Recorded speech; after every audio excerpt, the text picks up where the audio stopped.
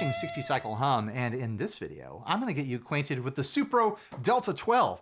This amp is not what it looks like. Usually when I'm dealing with an amp that has this retro, throwback, vintage, bluesy kind of aesthetic vibe to it, I'm dealing with an amp that is super duper low wattage, has very limited controls, usually just volume and tone if you're lucky. That's not this amplifier. This is a fully modern 15 watt, 12-inch speakered, 3-band EQ'd amplifier with a master volume. And I think that is really the biggest feature here. This is an amp that specializes in tube tones. Just tube compression, tube saturation, tube overdrive, edge of breakup, beyond edge of breakup, full distortion, fully saturated, folded over, coming apart at the seams, tube fuzz sounds.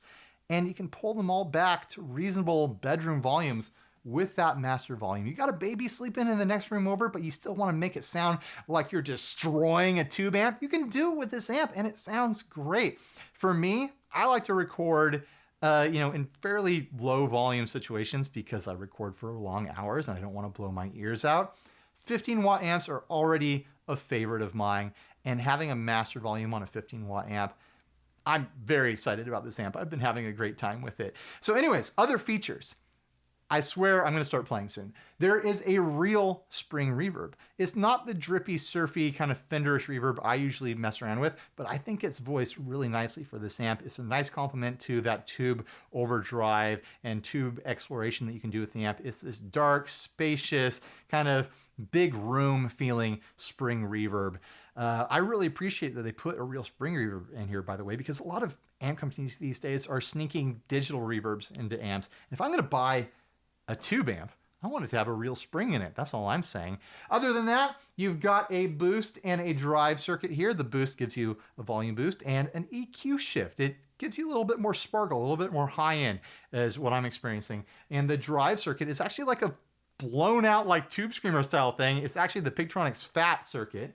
It's just one switch, turn it on or off. If you want just over the top distortion in a hurry, you throw that on. It's all connectable to the foot switch jack that's in the back panel there. You also have a direct out if you want to do, direct front of house stuff or direct recording. I never mess with that, so I'm not going to do that now.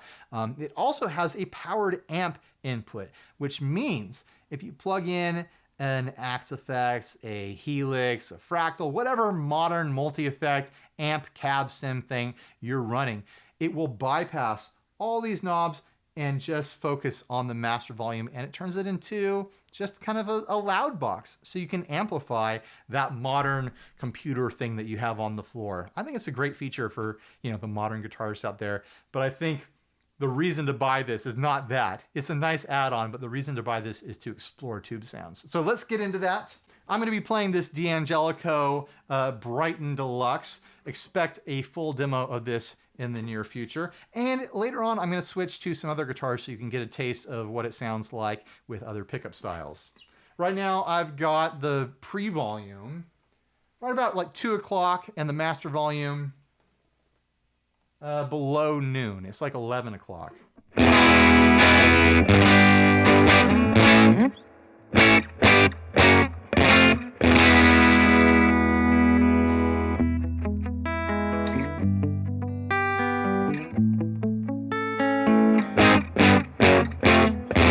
You can hear it's like, it's the definition of edge of breakup. I push the strings and it gets crispy. I pull back and, you know, pick lightly and it's clean.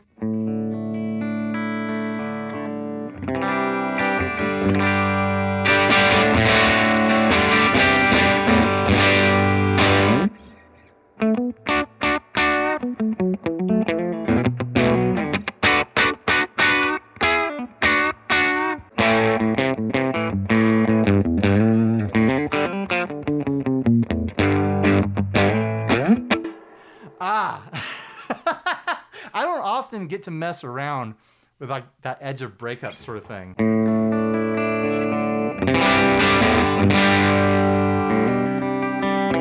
It's so nice that I can do it at an honestly safe and reasonable volume right now.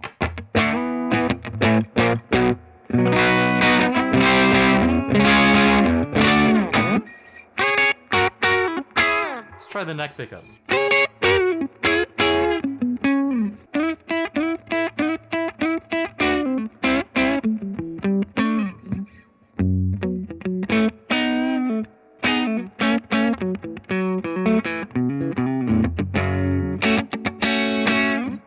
Yeah, I like that a lot. Let's explore the range of that pre-volume now.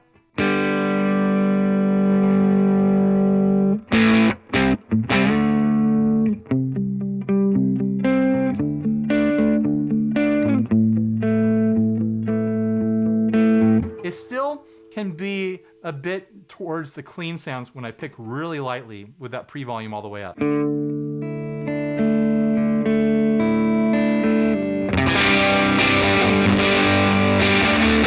But it pushes into just full-on distortion so easily. Just barely push the strings.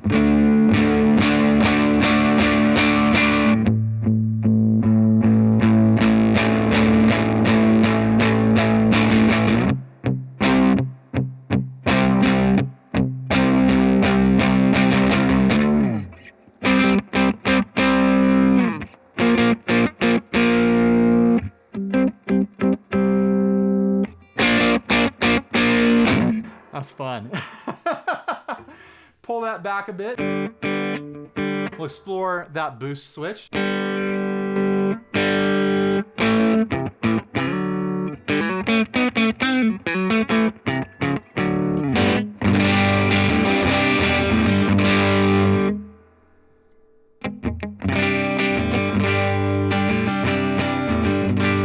think the boost switch imparts a nice bit of sparkle on the high end. And I think I'm gonna end up leaving it on most of the time when I play this amp.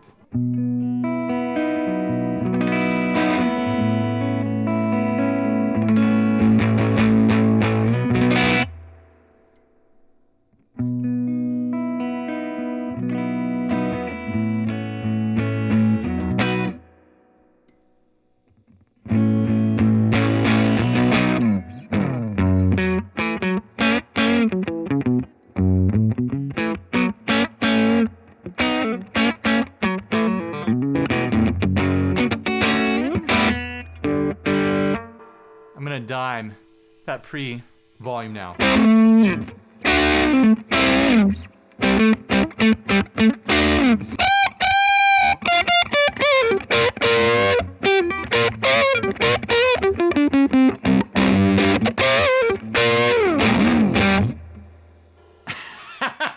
I like that. I'm probably gonna keep saying that over and over again. I like this amp. I really do.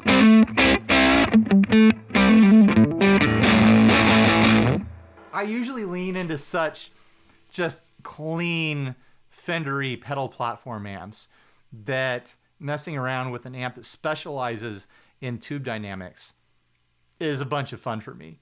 It's a nice tone vacation. All right, now let's explore that drive circuit. Here it is, really clean.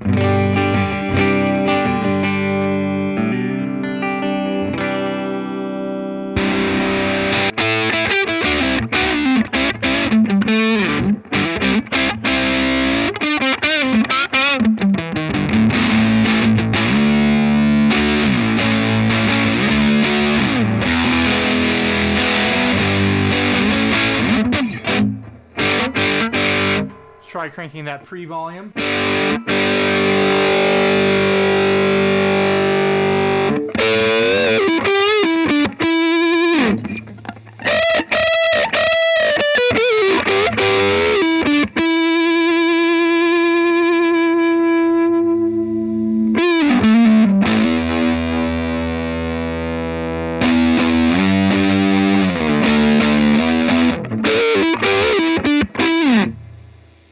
And the boost.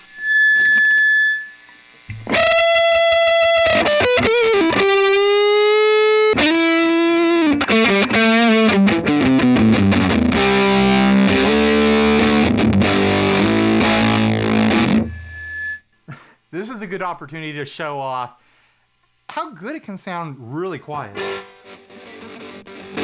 I'm gonna have to play with the guitar facing this way, away from the microphone, because otherwise it's so quiet right now that the microphone will pick up my strumming and my plucking. It still might, honestly. This is so quiet. This is literally baby sleeping in the next room over quiet right now.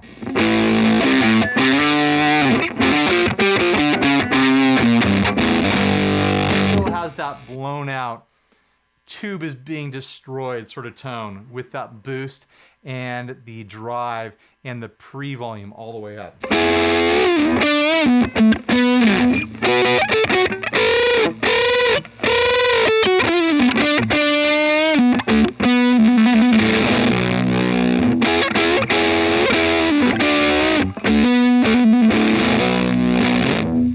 Let's pull off the drive circuit.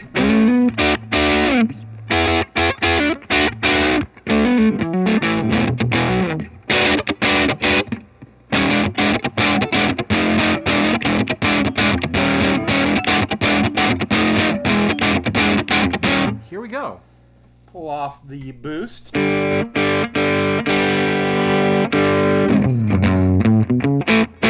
you have pretty classic, just past the edge of breakup.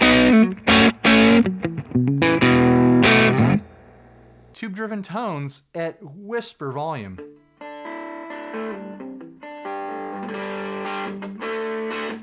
Like, it's so quiet that I can hear the plucking of the strings over the amp right now. This is quiet enough to, like watch TV and your significant other's not going to complain, or at least they shouldn't.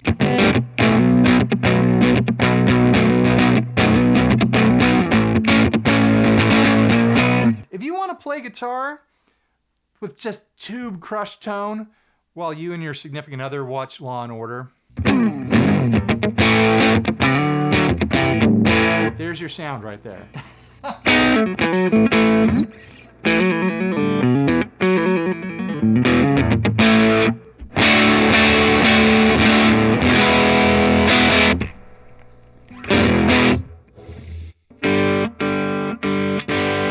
right, the reverb now. You want to hear that reverb.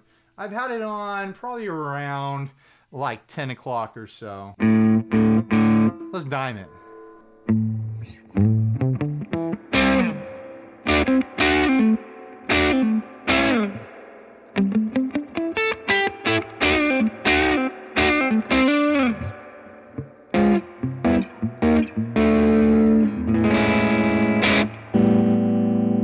Pull back the drive a little bit.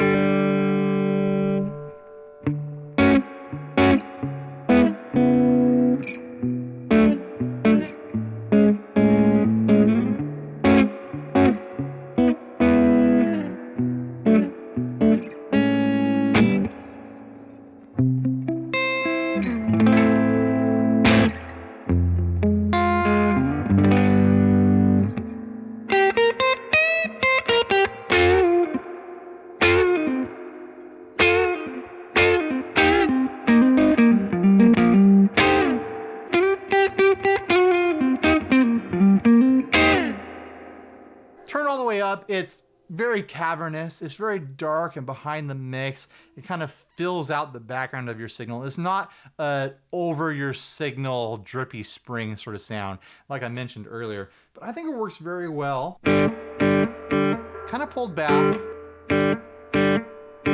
somewhere around there.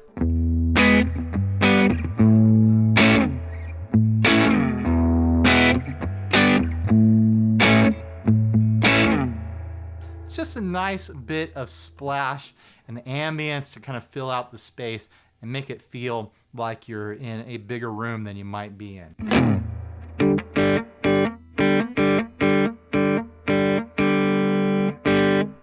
Might as well mess around with the EQ ranges just so you get a good idea of what the 3-band EQ can cover. Here it is with the lows and the mids all the way down and the treble all the way up for that sound you're going to use all the time. Now it sounds like one of those 5-watt amps.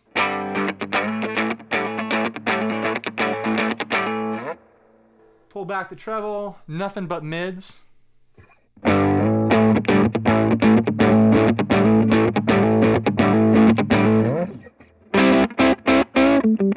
Actually, it doesn't sound too bad.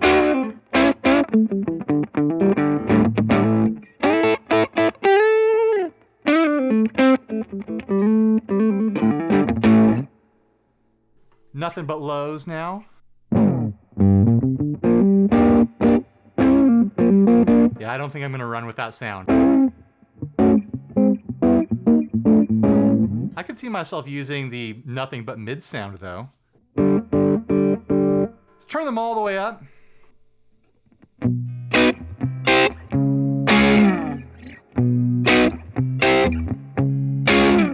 Actually, pretty nice, wide open like that.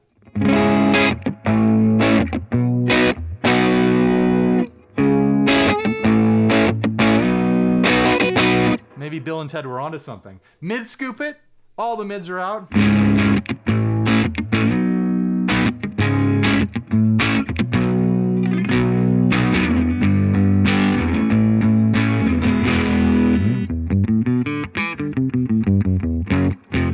For when you just hate being in the mix.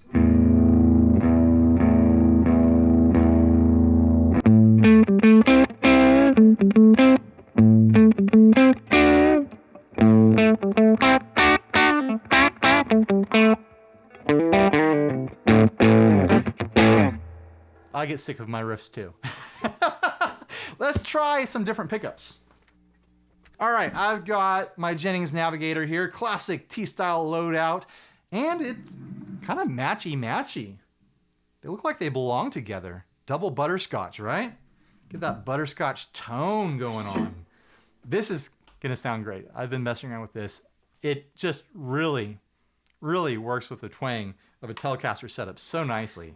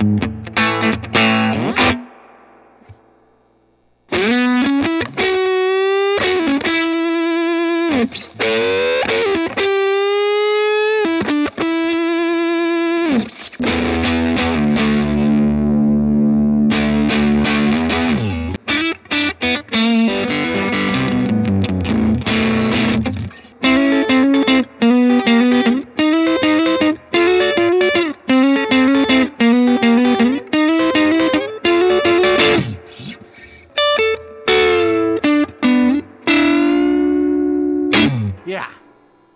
The Delta 12 and a Telecaster. Yeah, that's a good match.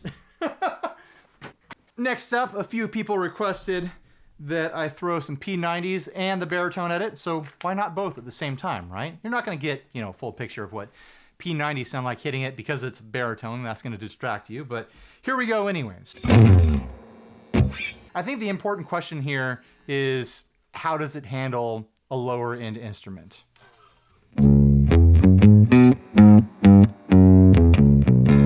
I'm on the neck pickup, by the way. I'll roll the tone back a bit. I don't hear it flubbing or anything. I'm sure once I throw on the boost and that drive circuit, it's gonna flub because they do that already. They kind of like fold over each other. Oh, the boost is already on. All right, here's the drive.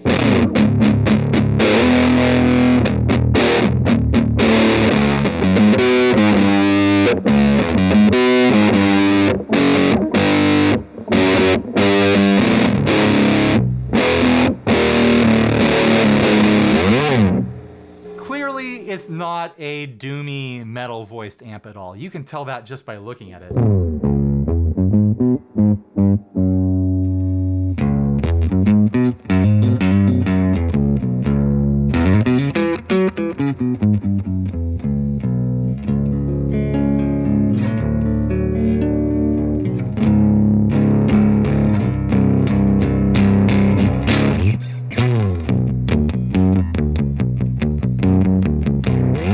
Works with baritone just fine.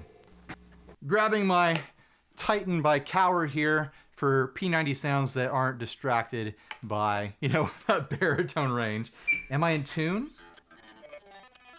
I'm expecting this to sound a lot like the Telecaster, bright and twangy, but with more gain on tap than the Tele.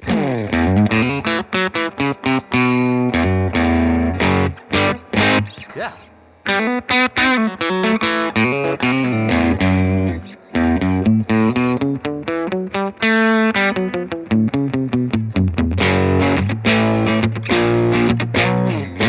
This amp likes twang. It just does.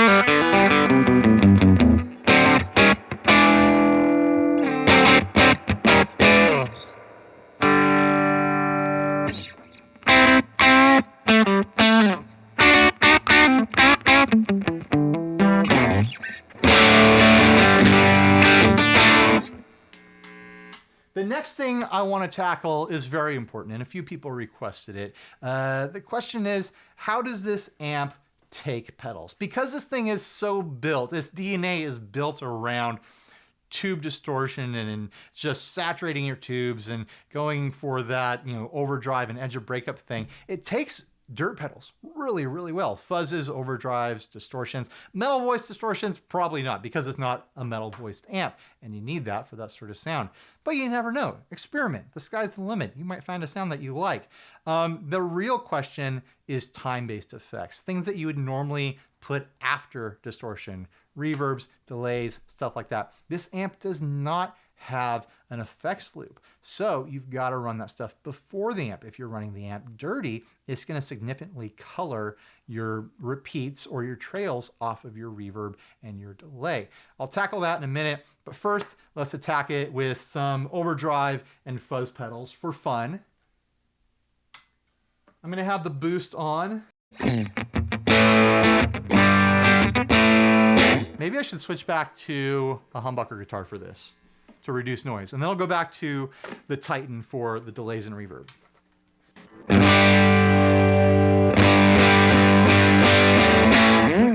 Nice edge of breakup tone there.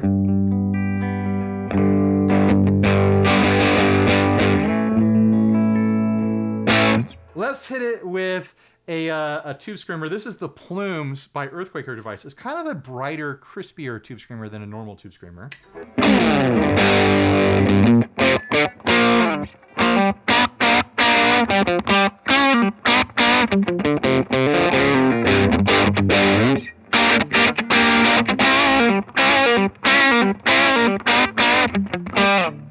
Sounds good to me. Next up is a DoD 250, one of my favorite overdrive circuits. Ooh, that gets meaty.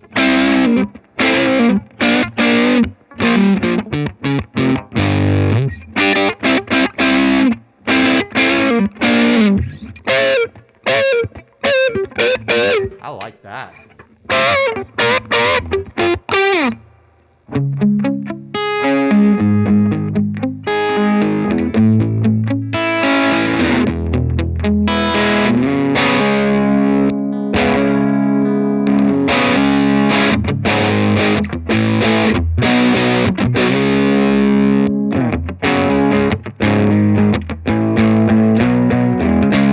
So far I've learned it loves Telecasters and it loves DoD 250s. At least I love it with those things. We're here, might as well hit it with the HM2.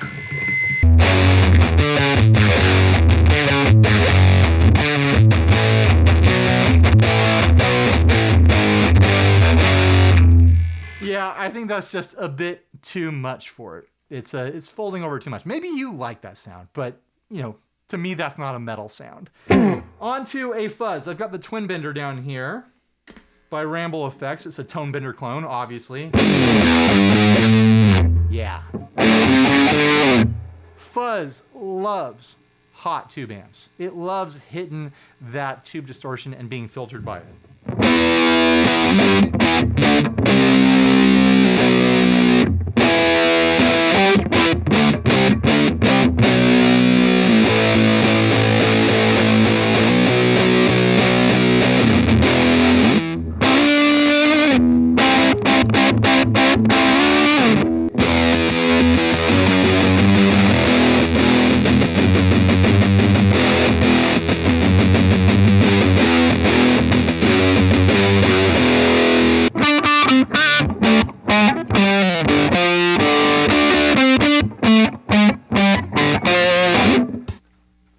Of course, results will always vary, and you know, it's your own personal journey to find the sounds that you like with the amp that you have, with the pedals that you have, to figure out what works together, especially when you're leaning into an amp that imparts so much of its own character onto your sound, onto your signal. There's going to be pedals that work great with it and pedals that don't seem to work great with it, and that's part of the journey with a guitar rig.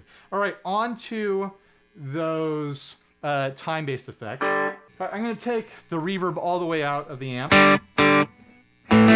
throw an analog delay onto it from the Boss DD200. So it's a simulation of an analog delay.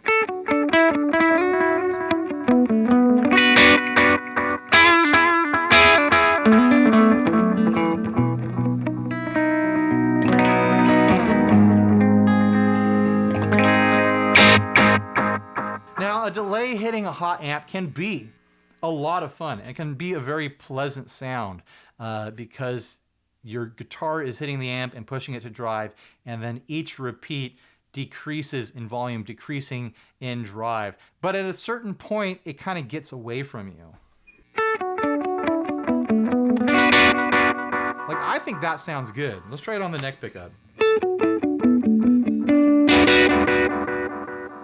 But if we go full drive,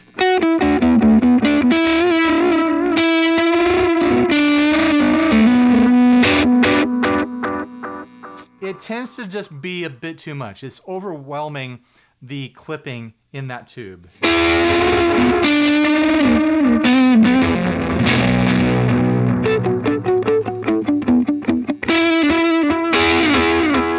Again, you might like that. You might love that. Let's try it with reverb now. This is going to be a drippy spring reverb from the Milkman f-stop.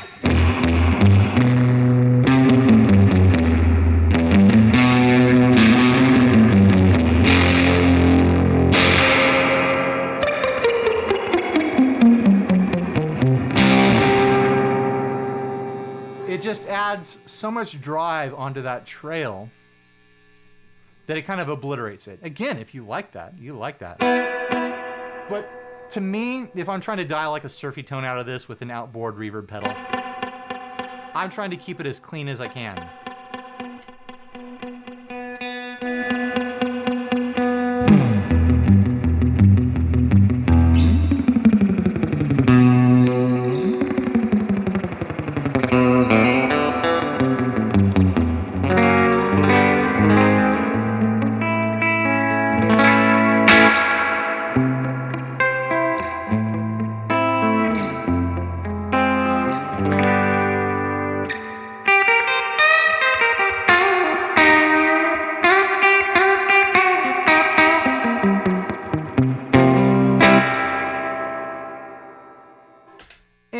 that tube overdrive is definitely coloring that reverb that is hitting it. I don't think it sounds bad. I think that's a good sound, but it's not the type of sound that I usually mess with when I'm playing around with pedals, especially time-based pedals.